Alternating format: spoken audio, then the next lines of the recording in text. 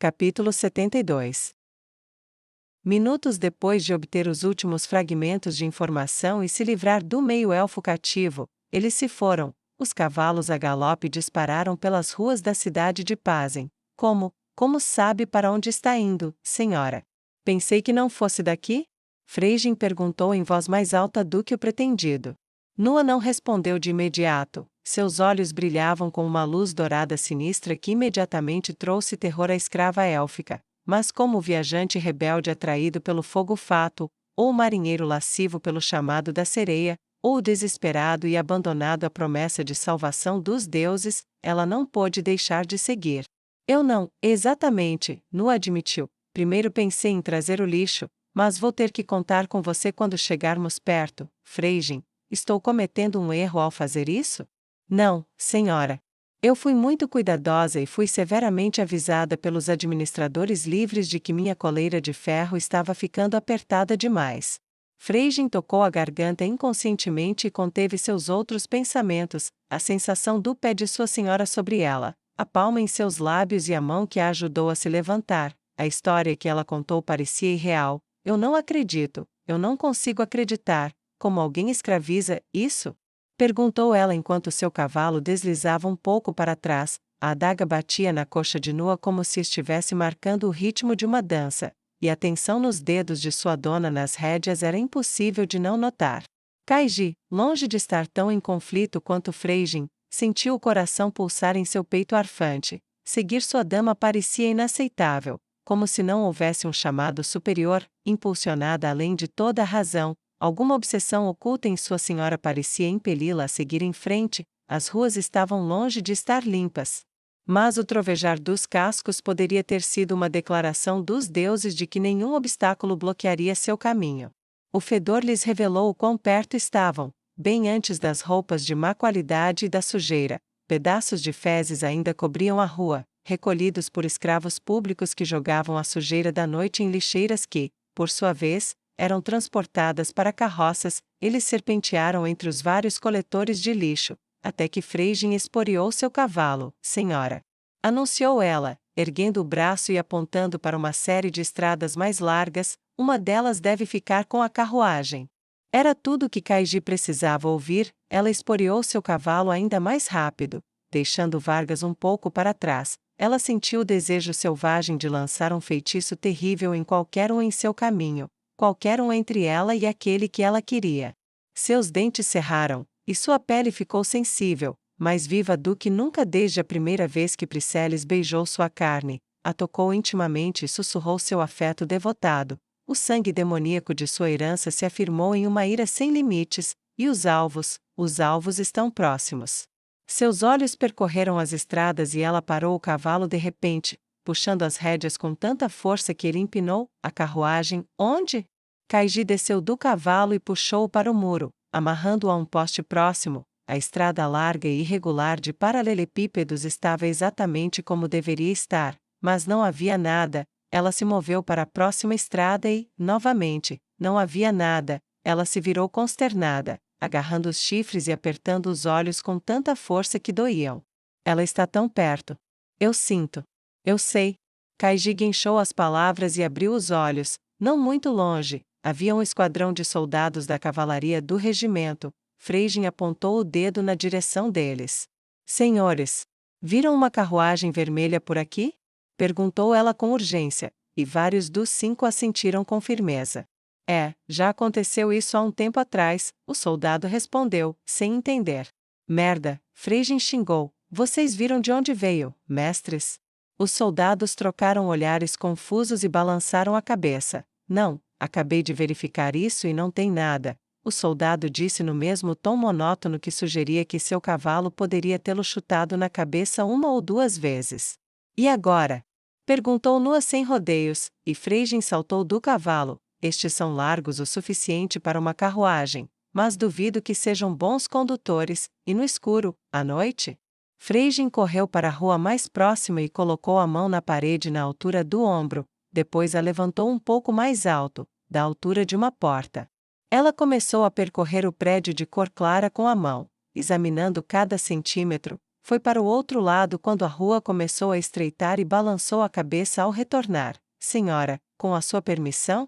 Perguntou, inclinando a cabeça em direção à rua seguinte. Nu acenou com a mão esquerda à frente, provocando um estremecimento na criada, mas sem impedi-la. Freijin desapareceu na esquina, o eco fraco de seus passos uma distração bem-vinda do cheiro de merda, mesmo que não fosse grande coisa. Senhora! Sargento! Kaiji!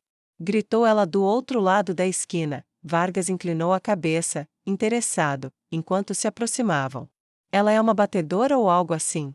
Ele se perguntou distraidamente quando dobraram a esquina e desmontaram dos cavalos. Freijin apontava para uma marca de tinta vermelha na parede, na mesma altura da porta de uma carruagem.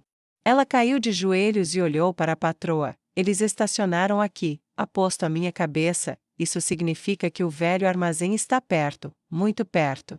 Eu acredito em você, Nua respondeu sem hesitar, e começou a andar pela estrada vazia. O fedor os fazia tapar o nariz, todos juntos, e os impedia de ter qualquer interesse em falar, para que a causa do fedor não chegasse às suas bocas. Eles não demoraram muito para encontrar um armazém que claramente já tinha visto dias melhores, incluindo uma porta danificada. Freijin, leve os soldados para o outro lado, Nua deu a ordem em voz baixa. Por mais próximos que estivessem, não haveria problema algum mesmo que ela não estivesse falando com outro elfo, mas o hálito frio dos mortos que saía dos lábios de Nua para seus ouvidos ainda congelava seu coração, como se ela estivesse ouvindo um liti. Freijin obedeceu com prazer, recuperando um punhado de cavalaria a pé e posicionando-a em posições-chave além do edifício como precaução. Ela rezou silenciosamente para as estrelas, que uma escape dela, para que eu possa brilhar um pouquinho mais, e ter minha Viema de volta. Era uma oração blasfema, e ela sabia disso, parte dela queria chorar, seu coração pulsava com o erro daquilo. Sempre reze pelo sucesso daquele a quem você se ajoelha, um ensinamento básico dos observadores estelares. Ela engoliu o nó na garganta e implorou perdão, me perdoem. Eu só a quero de volta, eu só a quero de volta. Preciso impressionar a duquesa ou posso não ganhar nada? Será que fiz o suficiente? Ela está satisfeita o suficiente agora? Ela ouviu o som de uma porta sendo arrombada, e os soldados silenciosamente sacaram suas lâminas enquanto ela preparava as suas. Ela deslizou um pé para trás sobre a pedra molhada, preparou-se e esperou. Dentro do prédio, encontrar o caminho era assustadoramente fácil. Nua mal conseguiu disfarçar a risada, e então o som fraco de um tapa e um grito de dor atingiram seus ouvidos. Sua faca saiu, e na frente dela surgiu o brilho do feitiço que Kaiji estava preparando para usar. O sargento Vargas sacou sua espada da bainha. Quando encontraram o caminho escondido, o caminho para baixo, seu avanço lento tornou-se rápido. Kaiji quase parou de repente quando sua senhora quase desapareceu de sua vista. Foi somente por sorte e sua proximidade que ela reconheceu o uso de uma arte marcial assassina, e o fato de que sua senhora estava se movendo muito, muito mais rápido. Ela não perdeu tempo, seus pés caíram rápidos e longe de serem tão leves quanto os de sua dama, e Vargas era o menos leve de todos. A furtividade rapidamente se tornou uma carga, e a luta começou. Vargas conseguia ouvir o som fraco de água pingando, mas não ver, pior, sentia o cheiro. Forçou-se a não olhar para cima e prometeu que, se tivesse tempo, tomaria um banho depois de sair do velho armazém em ruínas. A água escorregadia nas paredes e pingava levemente de cima, carregando o fedor da merda por onde cada gota passava. Pior ainda, a quase total falta de luz dava a impressão de estar sendo selado em uma tumba enquanto ainda estava vivo, uma tumba fedorenta. Ele refletiu pouco antes de o som do movimento rápido de sua senhora acionar os outros. Os passos tornaram-se pesados e ele soltou um grito de guerra por instinto. Seu escudo ergueu-se e começou a atacar. Suas pernas se movimentaram com mais vigor do que a roda de uma carroça descendo a colina em alta velocidade. Uma porta apodrecida e enegrecida foi arrancada das dobradiças com um chute. Ela se perdeu de vista, em espiral, rumo ao além. Verifiquem a próxima sala. Gritou Nua à frente deles. A confusão revelou a eles a verdade sobre para qual sala eles deveriam ter ido. Briceles!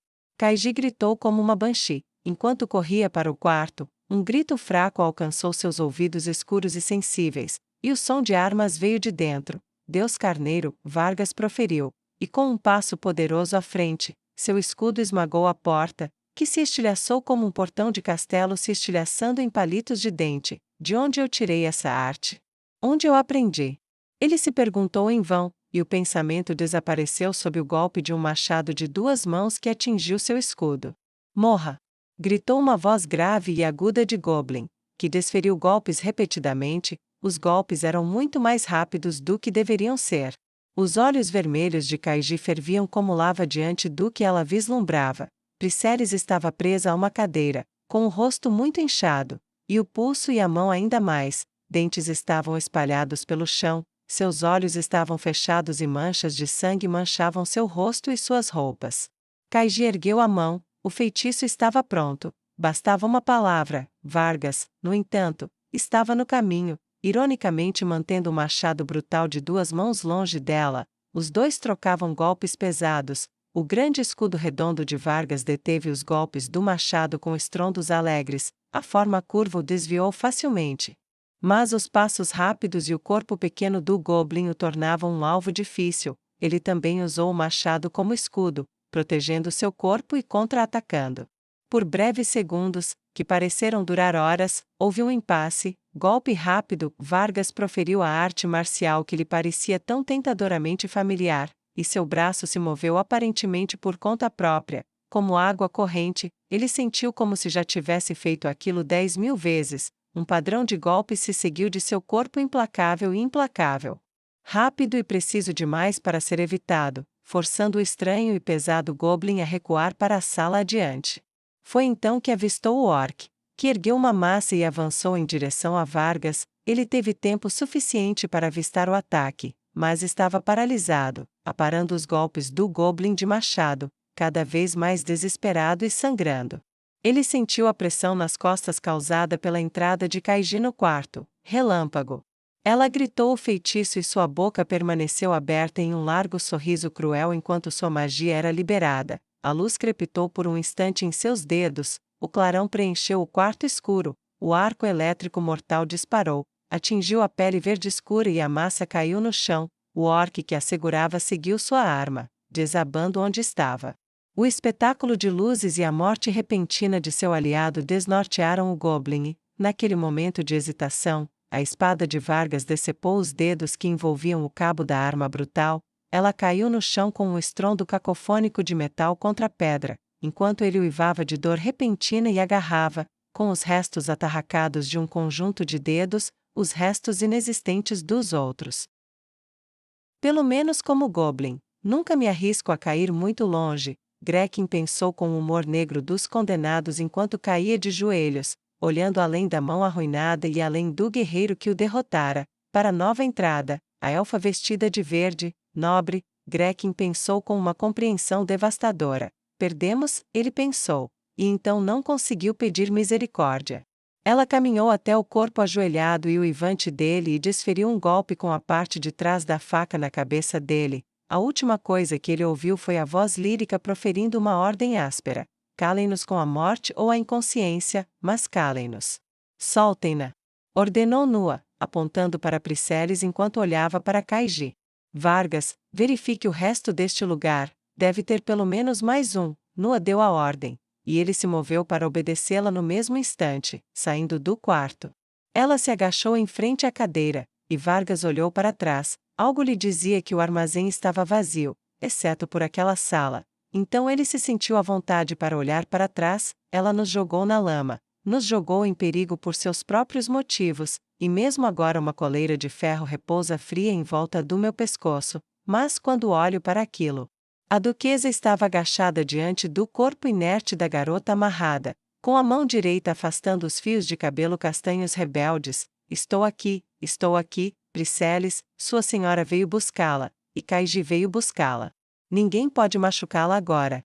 Os laços que a prendiam no lugar foram reduzidos a nada, e a mulher, um rato quase inconsciente, escorregou para a frente, caindo nos braços daquele a quem ela deveria se ajoelhar.